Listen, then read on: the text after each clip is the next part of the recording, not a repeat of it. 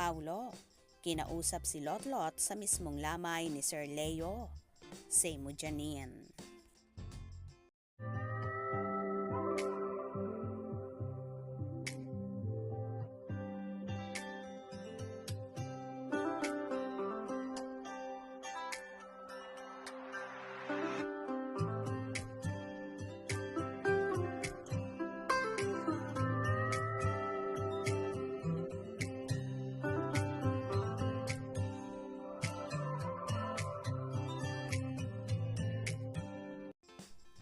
May mga nangungulit sa akin.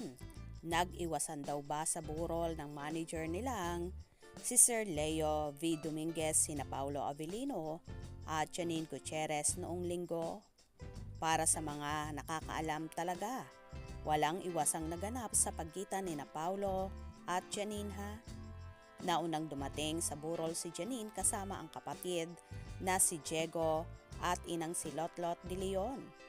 Sa pagkakaalam ng mga nasa burol, nagpaalam na si Janine pati ang kapatid na si Diego bago pa man dumating doon si Paulo. Nang dumating naman si Paulo at pumasok sa chapel, magkatabi kami sa upuan ni Lotlot at nagkukwentuhan tungkol sa wish ni Leo na makuha na ang trophy ni Janine for Best Actress mula sa SPEED, Society of Philippines Entertainment Editors. Sa katunayan ay pinapakita namin kay Lotlot ang message sa amin ni Leo tungkol sa Best Actress trophy ni Janine na ipipresent nga ng mga taga-SPEED sa actress. Tinanong din namin si Lotlot kung nasaan na sina Janine at Diego na sinagot niya nang umalis na. Nagpunta kay Mamita, Pilita Corrales.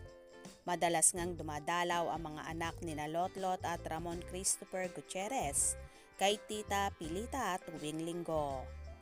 Anyway, habang magkausap nga kami ni Lotlot ay pumasok sa chapel si Paulo at umupo sa harapan namin ng nanay ni Janine. Bumati pa ang aktor kay Lotlot. So, malinaw ha? Walang iwasang naganap dahil wala nga si Janine sa wake ni Leo na dumating si Paulo.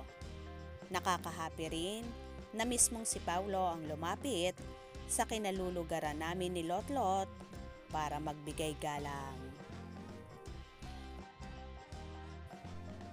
Ganito nga si Paulo na walang masamang tinapay sa kanya. Kahit pa ang ina ng kanyang ex-nobya na si Janine ay kinakausap niya pa rin at di niya dinededma. Napaka-professional talaga ng aktor. Anyway, maganda rin naman ang pinagsamahan ni na Lotlot at Paulo, kung saan ilang proyekto rin ang pinagsamahan nila. Kaya kahit ano pa ang nangyari sa relasyon ni na Janine at Paulo ay hindi naman apektado ang pagiging magkaibigan pa rin ni na Lotlot at Paulo. Good job, Paulo! Napakabait mo talagang tao. Kaya naman tumutok at wag na wag pahuhuli sa mga maiinit na kaganapan.